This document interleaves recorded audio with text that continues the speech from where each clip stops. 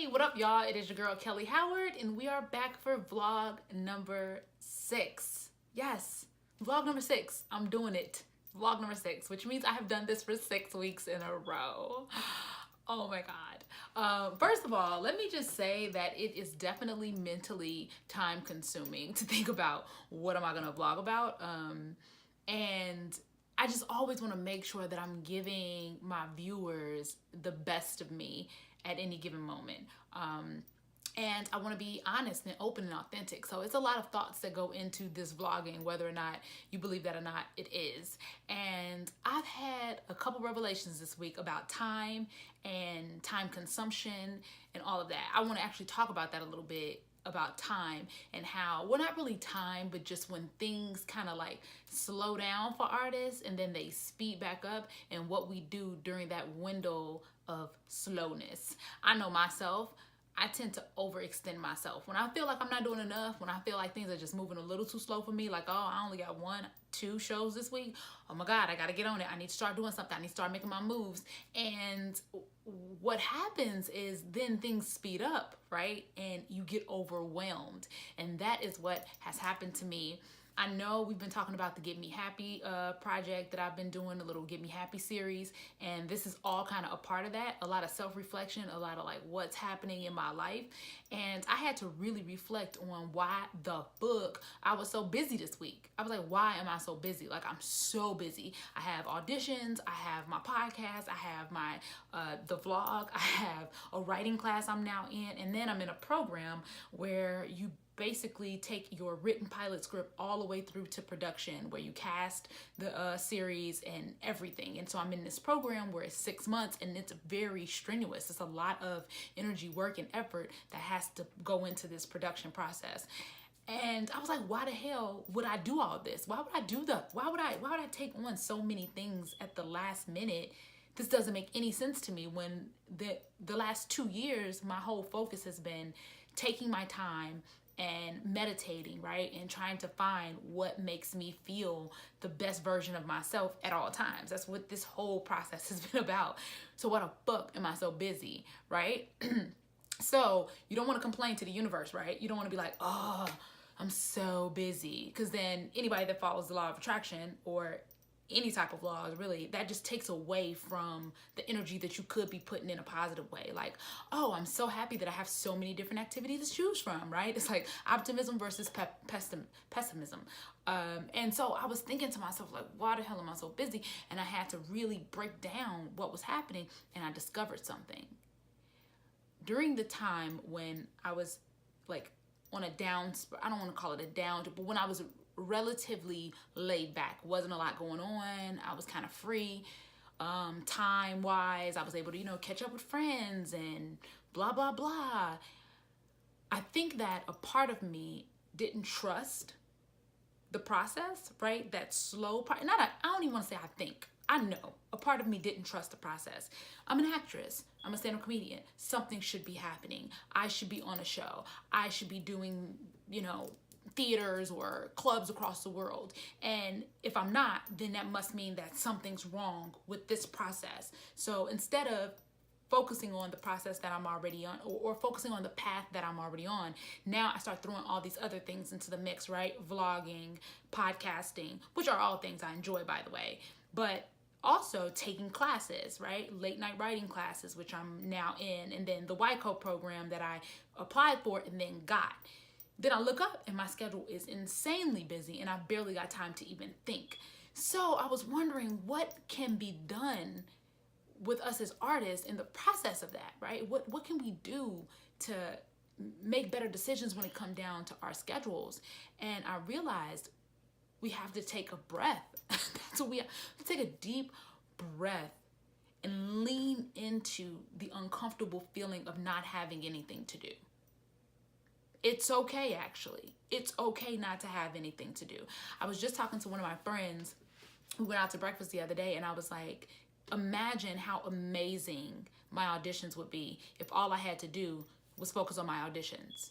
Imagine, right? It's pilot season.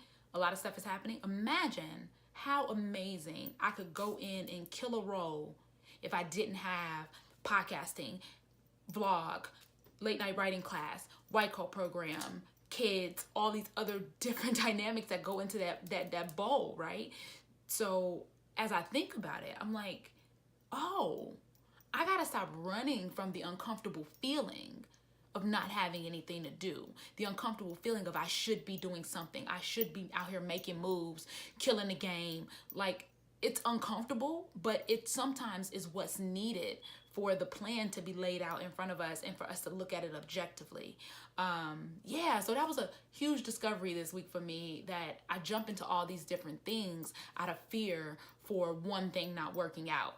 This isn't probably going to work out the way I think it's going to work out, so let me do this over here instead because I want this to work out.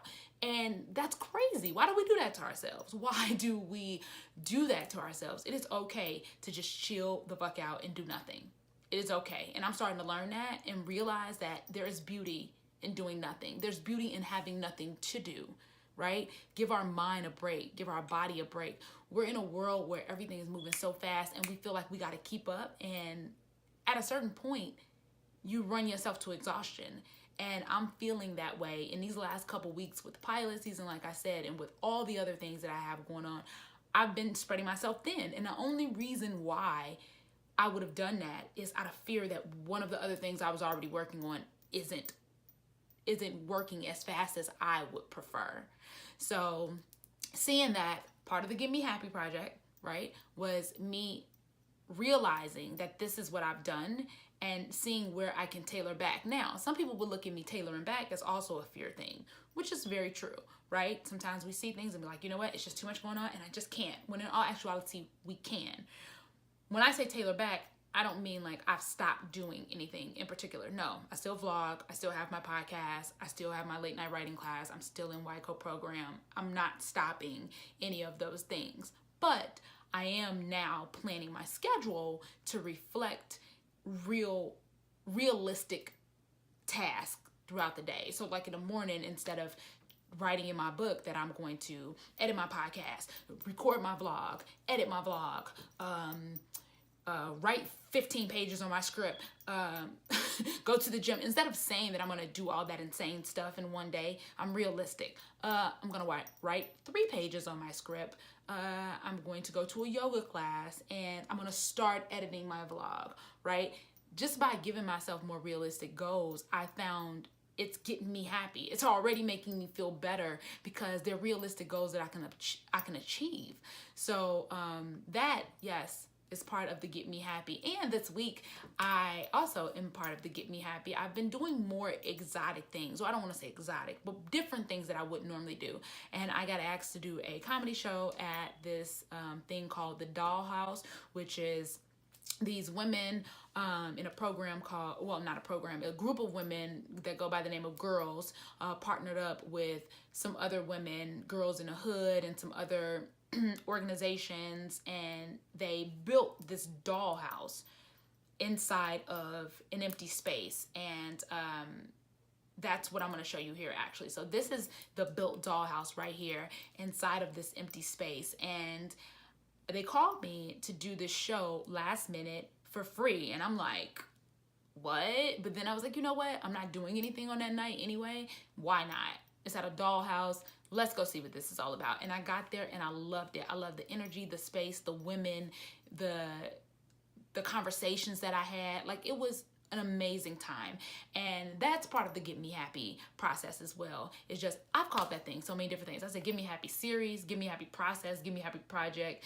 Just get me happy. That's the whole point of it. It's just to get me happy, not to have to go back on antidepressants or any type of supplement. Well, aside from edibles, but any other type of supplements that are going to take away from who I am as a person in order to get me happy. I don't want to be happy like that. I want to find realistic, obtainable goals that will help me sustain a certain level of happiness and joy in my life at all times. And I think that this can come from us just figuring out what we like to do for ourselves. I don't think we even know. A lot of people out here, we don't even know what we like to do. We just gravitate towards what other people are doing, and we think that that's what we like or what we enjoy. We never take the time to really explore those things for ourselves. And so part of this Get Me Happy is me figuring out the things that make me happy. And I really suggest that if you're watching this video, you do the same thing too. If you feel like there's some type of restrictive area in your life that is just driving you crazy and you can't figure out how to break through, step back and look at it from an objective standpoint and say, what is it that is going on in this scenario or in this part of my life that is making me unhappy or that is drawing energy from me versus giving me energy? What is it? So yeah, that is the whole process of the Get Me Happy. It's like, let me figure out the things that's going to make me feel good, period.